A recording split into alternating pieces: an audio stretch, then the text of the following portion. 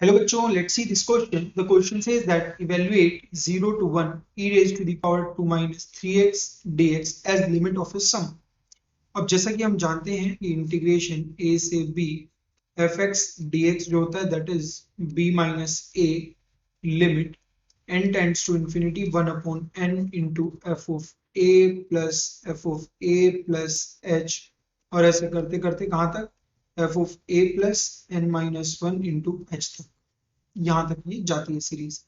तो यहां से इस इंटीग्रेशन को मतलब 0 से 1 e power 2 minus three x D x को हम क्या लिख सकते हैं। देखिए b की वैल्यू 1 है, a की वैल्यू 0 है और h जो होता है यहाँ पर एक चीज और लिख लेंगे दैट h जो होता है that is b minus a upon n ये होता है। तो इस केस में h क्या बन जाएगा हमारा b is 1 minus zero upon n that is 1 upon n ये बन गया। तो b is 1 minus zero limit n tends to infinity 1 upon n into f of a मतलब f ऑफ 0 a की वैल्यू 0 है f ऑफ 0 प्लस h और up to f of 0 plus n minus 1 into h ये बन जाएगा हमारे पास।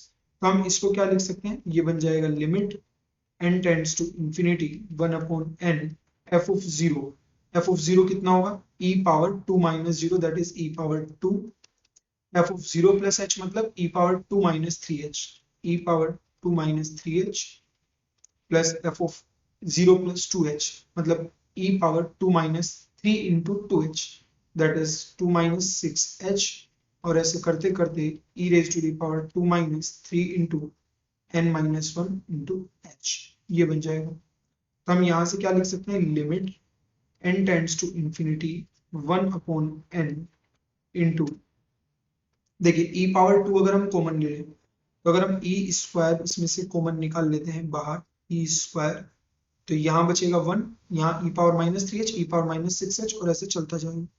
तो 1 plus E power minus three H plus E power minus six H up to E power minus three into N minus one into H. तो basically आप देख सकते हैं कि यहाँ पर total n number of terms कितने नंबर ऑफ टर्म्स है n नंबर ऑफ टर्म्स। ये एक जीपी है, this is a GP with first term 1 common ratio e power minus 3h and number of terms is equals to n।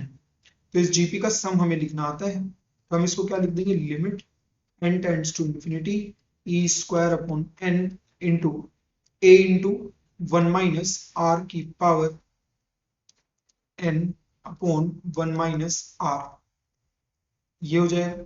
तो इसे हम क्या लिख देंगे this is equals to limit n tends to infinity e square upon n into 1 minus e raise to the power minus 3 into h को हमने calculate किया था h इज 1 अपॉन n तो इसे 1 अपॉन n पुट कर देंगे तो ये बनेगा 1 अपॉन n इसकी whole power n upon 1 minus e power minus 3 by n क्योंकि h की जगह 1 अपॉन n पुट कर देंगे तो ये n n कैंसिल हो जाएगा। तो यहाँ से हम इसको क्या लिख सकते हैं it is equals to e square upon n into या limit n tends to infinity पहले लिख सकते हैं हम limit n tends to infinity e square upon n into 1 minus e raise to the power minus three तो e raise to the power minus three upon यहाँ आ जाएगा 1 minus E power minus three by n 1 minus E power minus three by N ये लिख सकते हैं।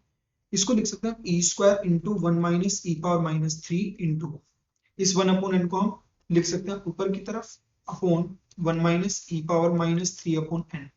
अब देखिए ऊपर क्या है माइनस थ्री तो हम माइनस थ्री से मल्टीप्लाई कर सकते हैं और अगर मल्टीप्लाई किया तो फिर डिवाइड भी कर सकते हैं। तो इसको लिख देंगे ई स्क्वायर यहाँ पर आ जाएगा limit N tends to infinity तो इसको अच्छे से लिख देते हैं यहाँ पर ये बन जाएगा limit N tends to infinity is equals to ये ई स्क्वायर इंटू माइनस ऊपर जाएगा तो बन जाएगा E power minus three minus one into limit N tends to infinity ये बन जाएगा minus three by N upon one minus E power minus three by N this. तो इसका हमें देखना है कि ये क्या होगा। अब इस माइनस को या हम एक काम करते हैं इसको एज इट इज रहने देते हैं माइनस साइन के साथ is equals to 1 minus E power minus three upon minus three तो माइनस को अंदर मल्टीप्लाई कर देंगे तो ये बनेगा E square into 1 minus E power minus 3 upon 3 limit n tends to infinity minus 3 by n upon E power minus 3 by n minus 1। ये हो जाएगा। हमने एक चीज पढ़ी है, क्या पढ़ी है?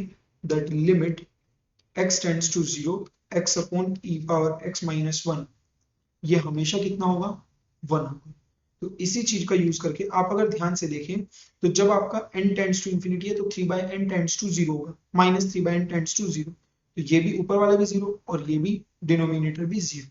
तो अगर ये दोनों ही 0 0 हो रहे हैं तो इस पूरे को हम क्या लिख सकते हैं? 1। तो जो ये हमारा इंटीग्रेशन है वो बन जाएगा ई स्क्वायर इंटू 1 माइनस ई पावर माइनस 3 अपॉन 3। तो ये हमारा फाइनल आंसर बन जाएगा। या फिर आप इसको ऐसे भी लिख सकते हैं E square into 1 minus 1 upon E power 3 upon 3, that is E square into E power 3 minus 1 upon 3 E cube. ये बन जाएगा E power 3 minus 1 upon 3 E. तो ये हमारा फाइनल आंसर बन जाएगा। So the final answer is e cube minus 1 upon 3e. So this is the explanation to this question. I hope you understood the explanation. Thank you.